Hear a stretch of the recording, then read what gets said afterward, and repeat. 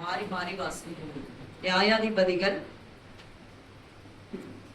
9ஆம் அதிகாரம் 7 முதல் 16 வசனங்கள். இது யோதாமுக்கு அறிவிக்கப்பட்ட போது அவன் போய் கெரிசீம் மலையின் உச்சியில் ஏறி நின்று உரத்த சத்தமிட்டு கூப்பிட்டு அவர்களை நோக்கி, சீகேமின் பெரிய மனுஷரே, தேவன் உங்களுக்கு செவி கொடுக்கும்படி நீங்கள் எனக்கு செவி கொடுங்கள். விருட்சங்கள் தங்களுக்கு ஒரு ராஜாவை அபிஷேகம் பண்ணும்படி போய் ஒலிவ மரத்தை பார்த்து, நீ எங்களுக்கு ராஜாவாயிரு என்றது.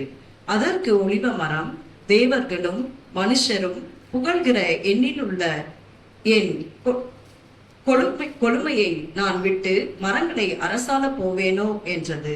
அப்பொழுது மரங்கள் அத்தி மரத்தை பார்த்து, நீ வந்து எங்களுக்கு ராஜாவாயிரு என்றது. அதற்கு அத்தி மரம், நான் என் மதுரத்தை என் நற்கனியையும் விட்டு மரங்களை அரசால போவேனோ என்றது. அப்பொழுது மரங்கள் திராட்சை செடியை பார்த்து, நீ வந்து எங்களுக்கு ராஜாவாயிரு என்றது.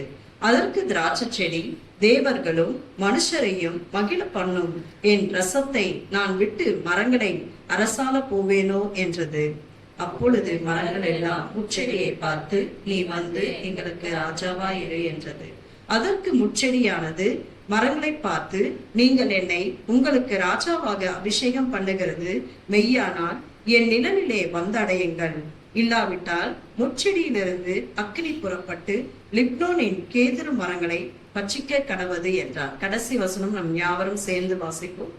என் தகப்பன் உங்களுக்காக யுத்தம் பண்ணி தன் ஜீவனை இல்லாமல் போய் உங்களை மீதியானவர் கையில் நின்று ரட்சித்தார். வாசிக்கப்பட வேண்டிய வேத பகுதியானது வாசிக்க முடிந்தாயிற்று. அமர்ந்து கொள்ளும்.